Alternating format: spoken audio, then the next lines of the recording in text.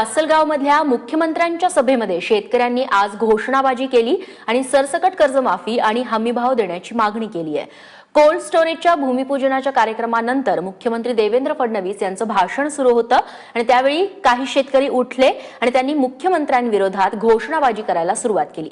मुख्यमंत्र्यांनी घोषणाबाजी करणाऱ्या शेतकऱ्यांना खडे बोल सुनावत खाली बसण्याची विनंती केली, मात्र शेतकऱ्यांनी घोषणाबाजी सुरूच ठेवली।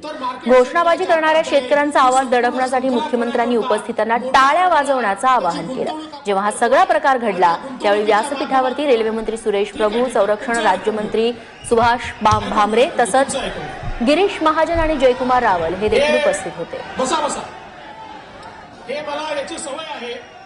माझ्या प्रत्येक सभेमध्ये 3-4 लोक हे असे येतात। तेव्हा नाशिकमधल्या लासलगावमध्ये झालेल्या सभेमध्ये मुख्यमंत्र्यांच्या भाषणात दरम्यान कसा गोंधळ उडाला पुन्हा एकदा बघूया।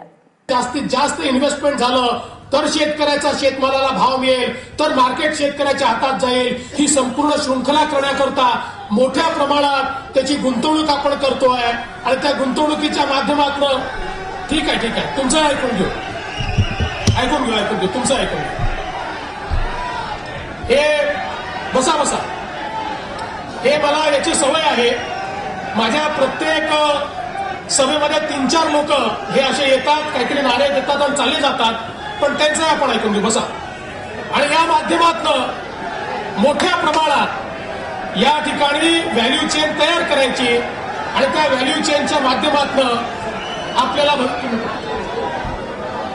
त्या माध्यमातून अरे बाबा 3 लोक आहेत, तुम्ही बसा। 3 एकूण माणसं किती आहेत? 3 आहेत। ते या करता येतात की आमचे हे जे बंधू आहेत ना, हे सगळे आपले कॅमेरावाले हे मग चालवतात की नारेबाजी झाली वगैरे, यांनाही बातमी मिळते, त्यांनाही प्रसिद्धी मिळते, त्याकरता हे सगळं असतं, काही काळजी करू नका।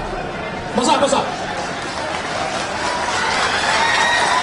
की तुम्ही लोक ज्यांना ऐकायचं ते बसा, तुम्हीच मागे वळून बघितलं तर अनेकांना वाटतं काय चाललं। बसा बसा बसा, टाळ्या वाजवा एकदा जोरात।